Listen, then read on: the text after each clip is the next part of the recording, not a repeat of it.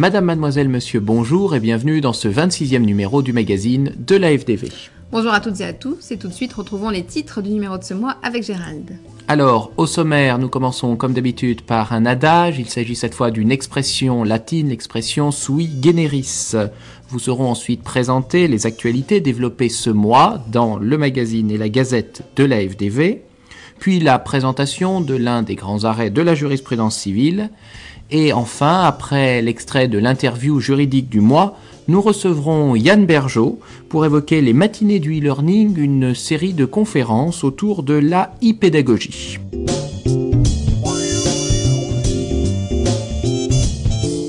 Et bien tout de suite, découvrons l'expression juridique sui generis. Sui generis. De son propre genre. Qualification d'une situation juridique dont la nature singulière empêche de la classer dans une catégorie déjà connue. Et voici la gazette d'actualité juridique de la faculté de droit de Lyon. Vous pouvez retrouver la version complète de cette gazette sur le site de la faculté de droit virtuel à la rubrique gazette. Alors, actualité jurisprudentielle, actualité législative. Actualité jurisprudentielle tout d'abord, eh bien, dis-moi ce que tu manges en prison, je te dirai s'il y a violation de la Convention européenne. Ce sont deux décisions de la Cour européenne des droits de l'homme du 21 décembre 2010, Rafret Tadai contre France et 7 décembre 2010, Jakobski contre Pologne, eh bien, de la maladie nécessitant des soins appropriés à la religion imposant un régime alimentaire particulier, eh bien, l'administration pénitentiaire ne peut faire fi des rapports particuliers qu'entretiennent certains détenus avec l'alimentation et doit au contraire eh bien, prendre des mesures positives d'adaptation qu'ils engendrent. À ce sujet, une illustration ? Eh bien oui, en effet, Céline, nous vous présenterons désormais quelques illustrations fournies par les dessinateurs de la faculté de droit virtuel. Et concernant cette dépêche, eh bien, une illustration proposée par Jacques Seller qui nous montre la main d'un détenu passant à travers les barreaux de sa prison et jetant à l'extérieur, peut-être dans un geste pas totalement écologique, les restes d'un repas pris manifestement dans une grande chaîne de restauration rapide. Merci. QPC, réserve d'interprétation et inconstitutionnalité en matière de privation de liberté avant jugement. Eh bien, le 17 décembre 2010, le Conseil constitutionnel a rendu 3 décisions relatives à la procédure pénale, tendant à renforcer le caractère contradictoire de la phase préalable au jugement et le contrôle de l'autorité judiciaire sur cette phase. Quand l'autorité de la concurrence doit faire preuve de loyauté, l'autorité de la concurrence, eh bien, suivant un arrêt d'assemblée plénière de la Cour de cassation du 7 janvier 2011, eh bien, doit faire preuve de loyauté en rejetant notamment par exemple des écoutes téléphoniques obtenues de manière déloyale pour condamner des sociétés qui étaient impliquées dans des pratiques anticoncurrentielles. Premier arrivé, premier servi, la Cour de cassation, sa première chambre civile, le 12 janvier 2011, eh bien, est venue préciser les conditions que doivent remplir les beaux-parents pour adopter l'enfant de leur conjoint. Une jurisprudence constante heureuse relative à l'état de santé du salarié, c'est la Chambre sociale de la Cour de cassation, le 16 décembre 2010, qui rappelle les dispositions d'ordre public du Code du travail, de l'article 1132-1, relatif donc au principe général de non-discrimination.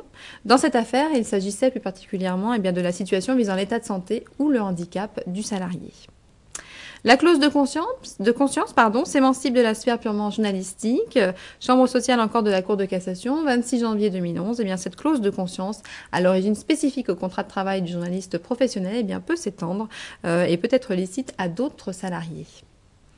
Actualité législative, adoption par l'Assemblée nationale eh bien, des projets de loi relatifs aux défenseurs des droits, projet de loi numéro 596 et projet de loi organique numéro 230.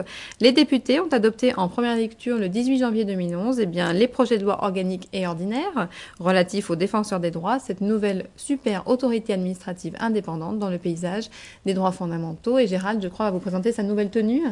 Et oui, donc cette fois une illustration proposée par Hervé Croze qui décidément a de nombreux talents cachés et il nous présente la nouvelle tenue officielle du défenseur des droits. Il semble bien protégé. Merci Gérald. Le don de gamètes, la fin de l'anonymat, c'est le projet de loi numéro 2911. Eh bien, ce projet de loi portant révision des lois de bioéthique a été discuté par l'Assemblée nationale. L'un des problèmes était de savoir s'il était pertinent ou non eh bien, de supprimer la condition de l'anonymat lors de dons de gamètes.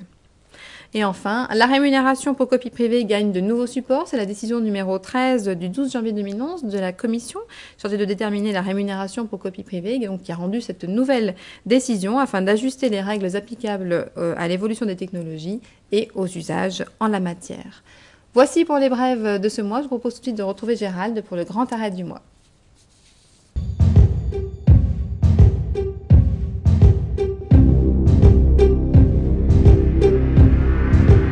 Rappelez-vous, c'était en 2004. La petite ville de Bègle, en Gironde, était en pleine effervescence suite à l'annonce d'un mariage devant être célébré le 5 juin. En effet, cette union avait suscité des polémiques et une opposition du parquet de Bordeaux, car il s'agissait d'unir deux personnes du même sexe. Toutefois, le samedi matin venu, Noël Mamère, alors député maire de Bègle, a célébré dans le cadre de ses fonctions d'officier d'état civil le mariage de Stéphane Chapin, âgé de 33 ans, et de Bertrand Charpentier, âgé de 31 ans. Ce jour-là, ce n'est pas la traditionnelle fête de la morue qui attire la foule dans les rues de la ville, mais bien le mariage des deux hommes. Rien ne manque, une arrivée remarquée des époux, un échange de vœux et des alliances émouvants, une promesse d'amour et de fidélité devant Dieu en la cathédrale Immaculée Conception, une voiture de luxe avec chauffeur, une jetée de riz. Un mariage tel que messieurs Chapin et Charpentier l'imaginaient dans leurs rêves. Mais ce bonheur fut bref. Moins d'une heure après la cérémonie, le ministre de l'Intérieur, Dominique de Villepin, annonce qu'il engage une procédure de sanction contre l'élu écologiste, tandis que son collègue de la justice, Dominique Perben, fait savoir que le procureur de la République demandera dès le lundi suivant la nullité du mariage. Malheureusement pour les nouveaux mariés, ce qui avait été annoncé se produisit. Sur le plan administratif, le maire de Bègle fut sanctionné et le rejet du recours de M. Mamère contre cette décision devant le tribunal administratif de Bordeaux fut sans surprise. De même, sur le plan judiciaire, le procureur de la République a effectivement contesté la validité de l'union. En première instance, le tribunal de grande instance de Bordeaux a rendu un jugement en date du 27 juillet 2004 d'annulation du mariage. Et ce jugement a été confirmé par la Cour de Bordeaux le 19 avril 2005. Ainsi, c'est sans grande espérance que messieurs Chapin et Charpentier se sont pourvus en cassation et ont découvert la décision de la première chambre civile de la Cour de cassation statuant en assemblée plénière. En effet, celle-ci rejette leur pourvoi en indiquant que, selon la loi française, le mariage est l'union d'un homme et d'une femme, que ce principe n'est contredit par aucune des dispositions de la Convention européenne des droits de l'homme et de la Charte des droits fondamentaux de l'Union européenne qui n'a pas en France de force obligatoire. Ce faisant, les juges s'en sont tenus à la loi et ont laissé aux législateurs le soin de réfléchir à la notion de couple dans notre droit. Intéressant, non ? Alors, Céline, vous avez ce mois-ci adressé votre interview à Cédric Manara, interview que vous avez d'ailleurs fait en direct depuis la Finlande avec lui. Oui. Cédric Manara est spécialiste des questions juridiques touchant à l'Internet et vous avez traité des récentes décisions à propos de la notion d'hébergeur. Voilà, nous sommes revenus sur les 3 décisions rendues par la Cour de cassation, sa première chambre civile, donc le 17 février 2011. Nous sommes revenus effectivement sur la notion d'hébergeur, sur les contenus, comment notifier un hébergeur son contenu, par exemple. Eh bien, regardons tout de suite un exemple. Les hébergeurs sont donc des gens dont le métier est d'être le récipiendaire d'informations déposées par des tiers, informations dont on se doute qu'elles ne sont pas forcément toujours régulières. Il se peut que des gens abusent de l'existence de ces systèmes de dépôt pour diffamer, pour enfreindre les règles de la propriété intellectuelle. Et donc, la question s'est posée il y a plus de 10 ans de savoir comment on pouvait sauvegarder le développement d'Internet tout en trouvant un moyen de ne pas en fait nier le principe même de la responsabilité. Donc l'idée c'était d'aménager de façon particulière la responsabilité des hébergeurs en créant un système par lequel les hébergeurs ne sont pas responsables des contenus qui sont stockés chez eux, jusqu'à ce qu'ils aient connaissance, Oui, c'est ça. soit par un tiers, soit parce que le contenu est visiblement en fait, ou manifestement illicite. Donc c'est dans ce cas, les hébergeurs ont l'obligation de retirer les contenus et s'ils ne le font pas, ils deviennent responsables. Alors, En conclusion de ce magazine, nous recevons Yann Bergeaud, qui est directeur du service e-learning de l'université Jean Moulin Lyon 3, mais également expert auprès du ministère pour le C2I et enseignant spécialisé en droit du numérique. Yann Bergeaud, bonjour. Bonjour Gérald. Alors, nous allons évoquer ensemble les matinées du e-learning, qui sont des rencontres qui ont lieu à l'issue de journées de retour d'expérience organisées par les enseignants en matière de e-learning. Pour évoquer l'esprit de ces matinées, peut-être pouvons-nous d'abord rappeler l'une des citations célèbres de Marcel Lebrun qui dit qu'en matière de e-learning, ce n'est pas le « E » qui est important. Alors, finalement, de même, dans ces matinées du e-learning, vous vous centrez avant tout sur les questions de pédagogie et non pas sur les outils, n'est-ce pas ?